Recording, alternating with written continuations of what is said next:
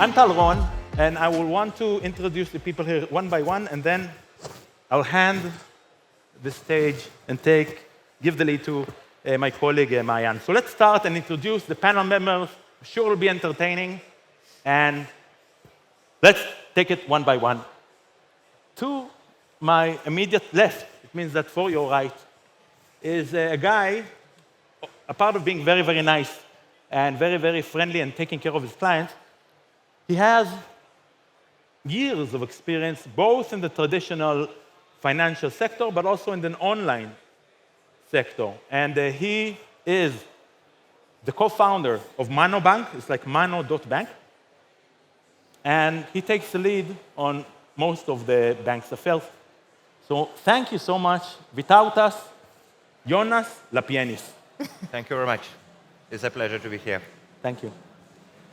Next, we have here Assaf Stieglitz. Assaf Stieglitz, very Polish name, but he's an Israeli guy, like many of the people here in this event. Assaf Stieglitz is not based in Tel Aviv, surprise, surprise. He's based in the north of Israel, in a place called Latlit. Lots of forex companies are based there, like plus 500. But also Assaf, who is a gambling affiliate, is there. He's focused on the B2B market and also on the US market. You're actually new to the US market and really enjoy it. Thank you, Assaf, for joining us. Thank you, Tal. Assaf is actually lots of panels with us, and actually, I think, very, very much time in the industry. He's also a computer science or mathematician? Computer science. Computer science expert and have a bachelor in computer science. Last but not least, Rotem Zacary, also known to his friends as Rotem. He comes from WorldCard. Now, WorldCard is a very innovative processing solution. I'm sure that everybody knows the larger companies, the major companies that has the reputation for being large and major. What I like about Rotem's company, and that's why I invited him to this panel, WorldCard, that they're very boutique. It means that they tailor the solutions to each and every client. And that's what I like, and I hope to hear from you. Maayan will discuss with you some of the more interesting, burning topics of the industry. So without further delay, Maayan Dana, she's one of the best lawyers that I know.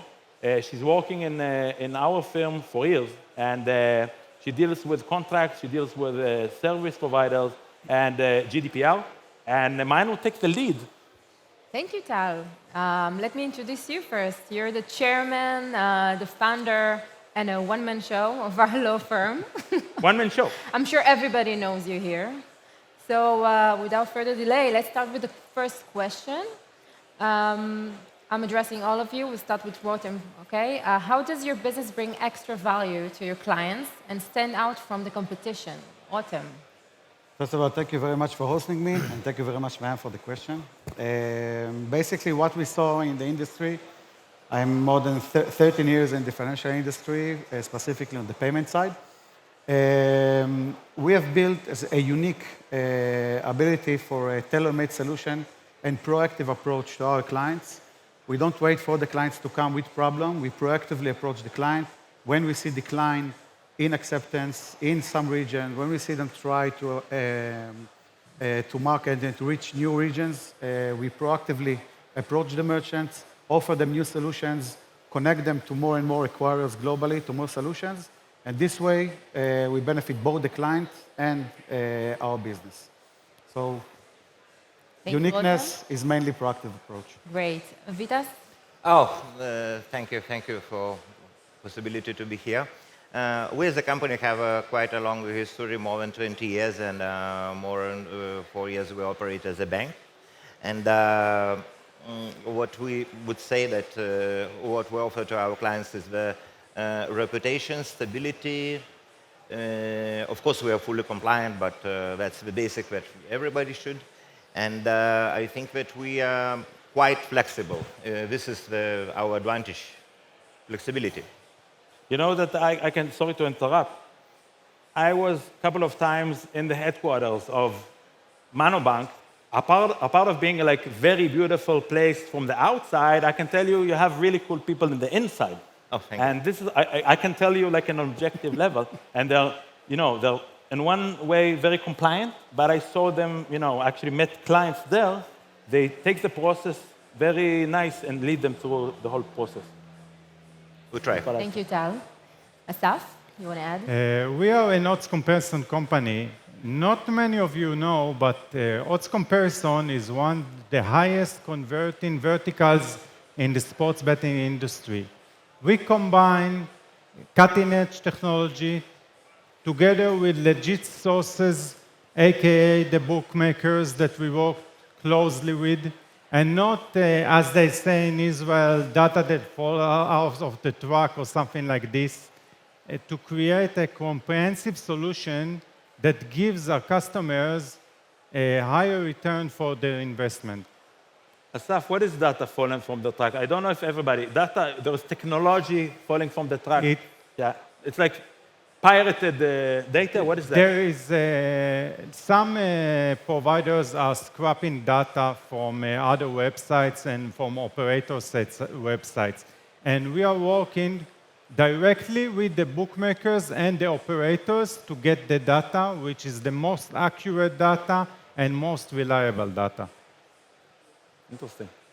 Thank you.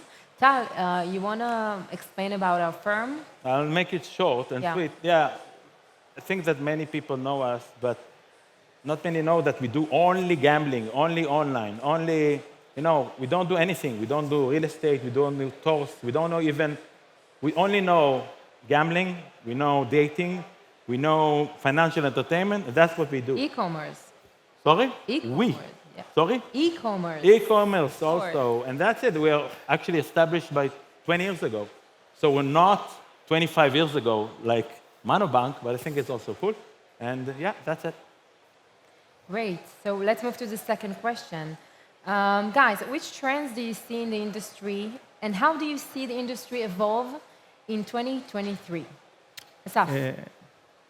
It's actually a trend that started 2 years ago, which is the shift of the big media companies towards the US.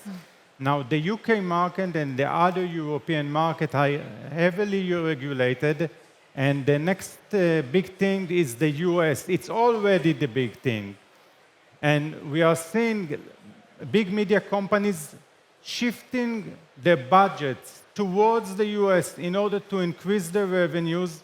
And I anticipate that it will continue in 2023, and we will see record-breaking revenues in the US market, and also mid-size affiliates join this trend.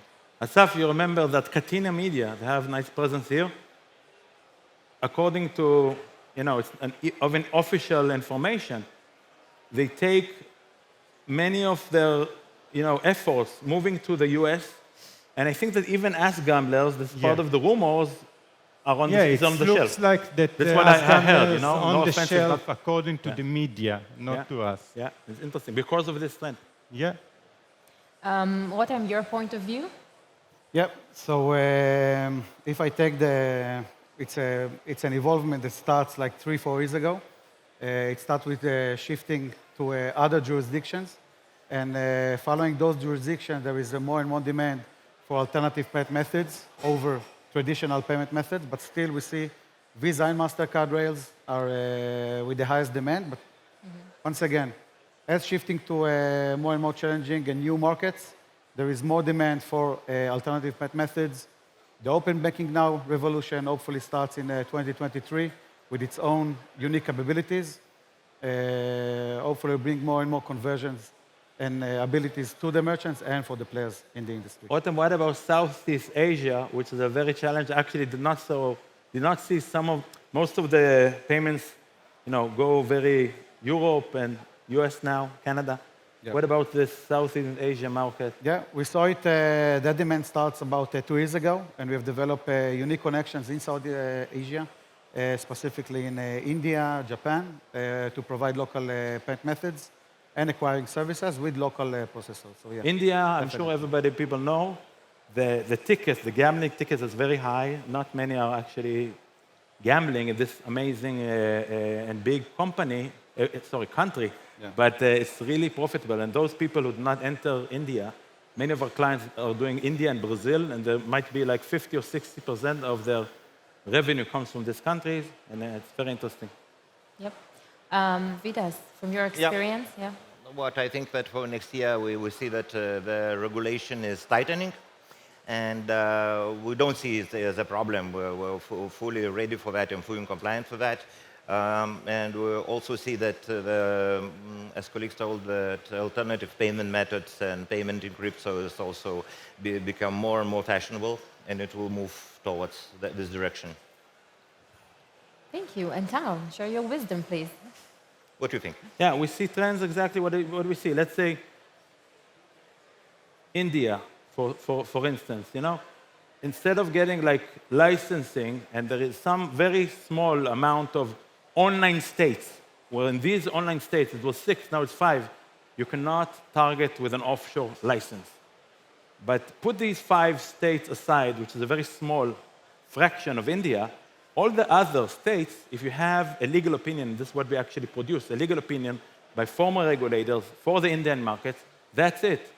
And you don't need a license. Even theoretically, you don't need a license. You get this legal opinion. It's very interesting that a part of having licensed regimes, you have now regimes that don't need a license, you need only a legal opinion. It's very interesting because this stuff, it wasn't all the time existing. It's a new trend. Thank you. Tal, do you have any further tips for our delegates? Yeah, I think that tips, first of all, continue to come to SiGMA.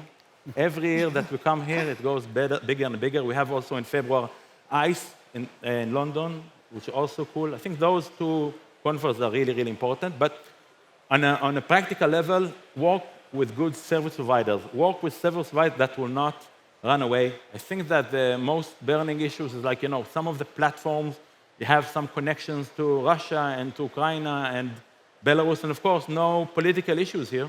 But some of the clients of those platforms were hit hard.